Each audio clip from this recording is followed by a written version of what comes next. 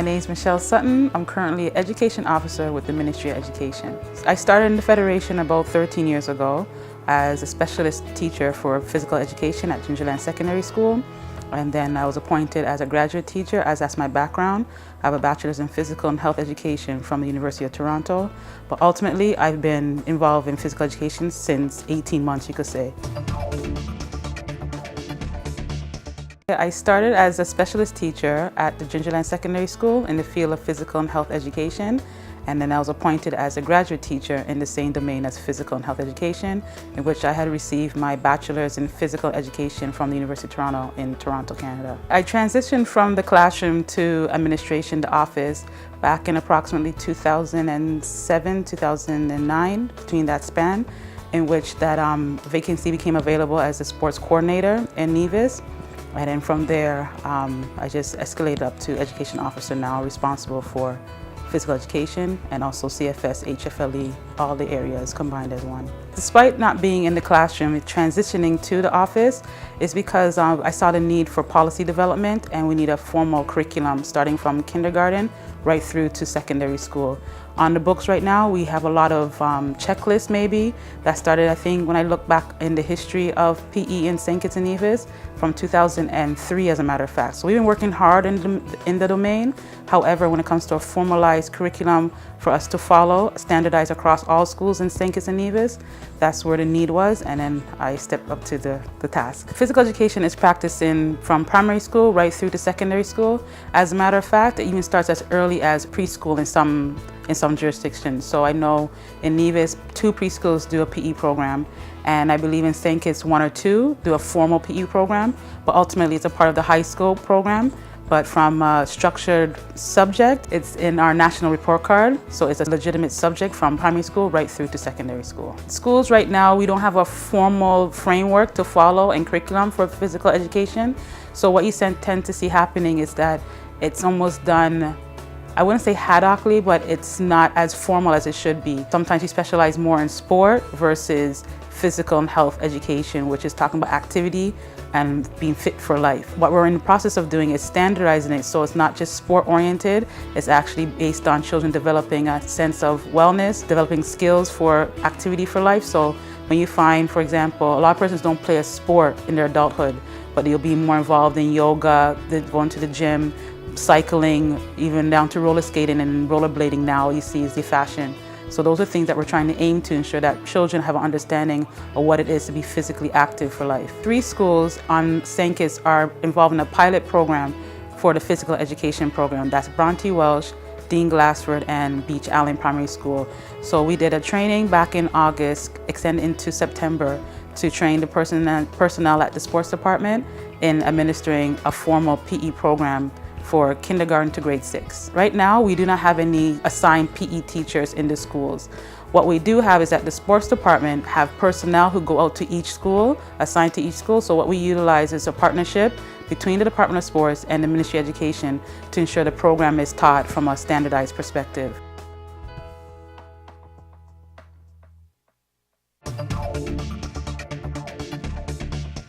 And you go straight around.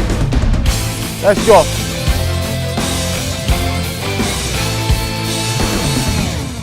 My name is Lance Lewis. In the West, I consider myself as the coach in the West. We do football, we do cricket, we do various sports. You know, you have physical education also attached to the Bronte Welsh Primary School now. So, you know, I'm in the field of that too. I did the program, so now I'm in the field of physical education. And physical education is something that, you know, is very important for the kids them to develop their life skills. So I'm in the Department of Sport over 4 years now, continuously. You know, it's something that I'm very passionately about, you know, my job, my profession, and I keep it at that level. Academically, once you are very fit, you know, your brain's gonna be actually functioning the way it should be functioning. At a higher level, you're gonna think much better. You know, you're gonna overcome things much quicker in terms of, you know, rising up for school, you know, whatever you prepare yourself to do through the day. PE education is very vital for the kids, you know. It would help them in different parts of their life, their education in terms of the subjects, the health, and what's not, and on and on. We started off with the training. That was the fundamentals, so understanding the difference between teaching a sport versus teaching physical and health education. They're similar but not the same. And then from that point on, we introduced them to various forms of assessment, forms of evaluation for peer assessment, and also for the principals or other teachers to assess them, and ensuring that the students themselves have an understanding on what they're being assessed on. So for example, they're not only being assessed on the physical skills, they're actually being assessed on their fitness and their psychosocial or the interpersonal relationships. What you'll see at the pilot schools in comparison to the other schools that are doing the coaching program, first of all, you'll see it's a highly co-ed class. So you'll see boys and girls participating together. Second of all, you will see an emphasis on fitness. So there'll be a cardiovascular or a muscular endurance session, and also the skills itself will not be necessarily sport specific. So if you go to a coaching session for football, you'll see everything surrounded around passing, shooting of the ball with your foot. But in the PE session now, we'll combine the two, where the children might do a little bit of dribbling, but at the same time another station or a circuit will be developed to work on their throwing and their catching, and another station might be working on their muscular endurance and muscular strength. So it's a more integrated approach.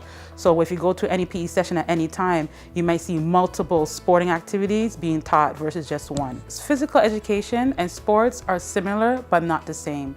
Physical education is based on a structured program being taught in schools in which children develop not only physical activities, but a knowledge and appreciation for being healthy for life. So it does include teaching children sporting skills, sport-related skills, but not only that. The emphasis is on fitness development, so developing their cardiorespiratory, so that's endurance, developing their musculature, developing their flexibility, but also developing a range of motion and various activities support activity for life. Where sport now is when children have developed or persons develop a high level in a particular skill for a sport and compete for enjoyment for it through games or competition. So sport is more of a competition based on developing a high sense or a high awareness in the skill of the sport, versus PE now is more of at a relaxed level, but a wide variety. So in PE class, you're gonna be learning how to catch, throw, hit, strike. So basketball, football, cricket, netball, volleyball.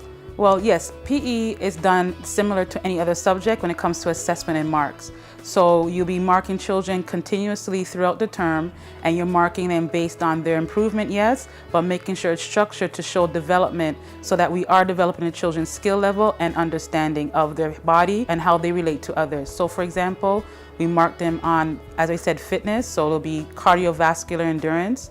We marking them on muscular endurance, which is usually a sit-up. We do our push-up test. We do flexibility, so touching their toes, making sure their arms and their legs are working in full range. Then we also test them on the ability to catch, to throw, to jump, hop, skip, so all the locomotives. So there's a structured checklist that covers from kindergarten right through to grade 6. But then when we look at, that's just the physical aspect, and they also get tested on, well not tested, assessed I should say, interaction with each other. So ability to come to class and put out their full effort, they get marks for that. Coming out to class and participating in a kind manner, not pushing each other, not pulling at each other, not pushing and pulling for the equipment, teaching the social aspect to interaction, which is very key to PE as well. The PE program, just like any other subject, has a required set of equipment or tools that you will need. So the school was provided with equipment, as in the balls, the rackets, whatever we needed to actually administer or to teach the class. And then parents, just like a uniform, the schools establish a uniform for the days that they have PE. Ultimately, uniforms and so forth is on the parents' responsibility, and then the school or Ministry of Education provides the equipment. With regards to the PE pilot in the schools, the expectation is that every year we expand into other schools. The timeline to exactly state when we'll be in all the schools is very hard to say, but definitely it is the task of the Ministry of Education to ensure that the PE program and the coaching program become more in sync to ensure that we're doing the standardized thing across the board. Currently, the PE program is actually under the umbrella of Child Friendly Schools or Effective Schools Framework that is funded through UNICEF. So it's a collaboration through the Ministry of Education and UNICEF to ensure that all our schools are safe, effective, healthy environments for holistic development of our children and our students. So ultimately, the program is slightly subsidized through the UNICEF, but ultimately the Ministry of Education has taken on the responsibility of administering the program. It's a partnership between the PE teachers who are in the school or / coaches, the teachers, the grade teachers, the principals, ultimately the parents. It's a holistic approach. What happens at the school has to extend into the household. Health is the nation's wealth, ultimately. When we look at our chronic disease profile for St. Kitts and Nevis, most households do have someone who have type 2 diabetes and or hypertension. And those are lifestyle diseases. And also cancer is getting higher and higher as the day goes by. And that also, they have links to lifestyle development. So if we live a healthy lifestyle from as early as preschool, and in our case from primary school, right through to high school, a way of encouraging parents but also teachers to model the behavior to ensure that our country itself is healthy for whatever comes our way. Area. You want 5 up there, right? 5 up there. 5, 6. All. 10, go up. Nice, okay, look. Now you're running. You're running a little bit, just a little slow. Nice jog. Right where you are, let's go. Running on the spot. Ties up, let's go. Getting the muscle prepared to go into the activity we're gonna do. 1, 2, 3, 4, 5, 6, 7, 8, 9, 10. Okay, stop. Jumping jacks, let's go. Jumping jacks, let's go. No clapping, please. 1, 2, 3, 4, 5, 6, 7, 8, 9, 10. Now we're doing jumping jacks and you go straight around. Let's go. 1, 2, 3, 4, 5, 6, 7, 8, 9, 10. Okay, stop.